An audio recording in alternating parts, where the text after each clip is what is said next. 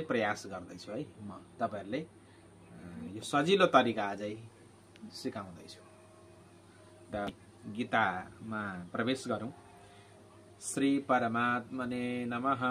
धृतराष्ट्र उवाच धर्मक्षेत्रे कुरुक्षेत्रे समवेतायुत्सवः मामकः पाण्डवाश्चैव किमकुर्वत सञ्जय। यो अनुष्टुप छन्द पढ्न साह्रै सजिलो छ र यसलाई अलिकति पद छुट्याउन जाउँ।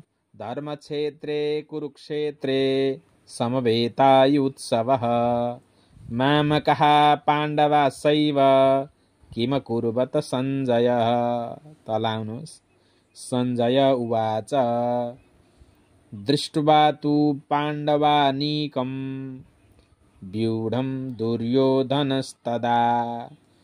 दृष्ट्वा तु पाण्डवानीकं व्यूढं दुर्योधनस्तदा आचार्यमुपसंगम्य राजा वचनमब्रवीत्। आचार्यमुपसंगम्य राजा वचनमब्रवीत्। यो हलन्त छ, यसलाई आधा पढ्नु पर्दछ र तल आउँ। पश्येतां पाण्डुपुत्राणामाचार्य महतिं चमुं। पश्येतां पाण्डुपुत्राणामाचार्यं महतिं चमुं व्यूढां द्रुपदपुत्रेण व्यूढां द्रुपदपुत्रेण तव शिष्येन धीमता तव शिष्येन धीमता। अब ताऊ। अत्र शूरा महेश्वासा भीमार्जुन समायुधि। अत्र शूरा महेश्वासा भीमार्जुन समायुधि युधानो विराटस्य द्रुपदस्य महारथः।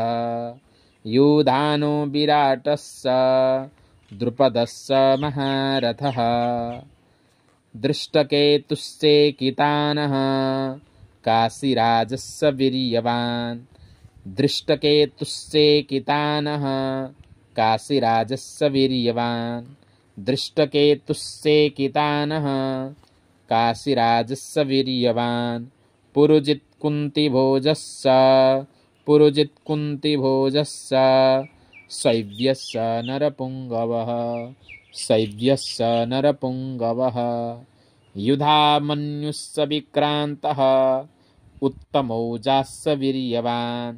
युधामन्युश्च विक्रान्त उत्तमौजास्य वीर्यवान्। सौभद्रो द्रौपदेयाश्च सौभद्रो द्रौपदेयाश्च सर्व एव महारथः सर्व एव महारथः। सजिलो प्रकारले तपाईहरुले यसरी पढ्न सक्नुहुन्छ।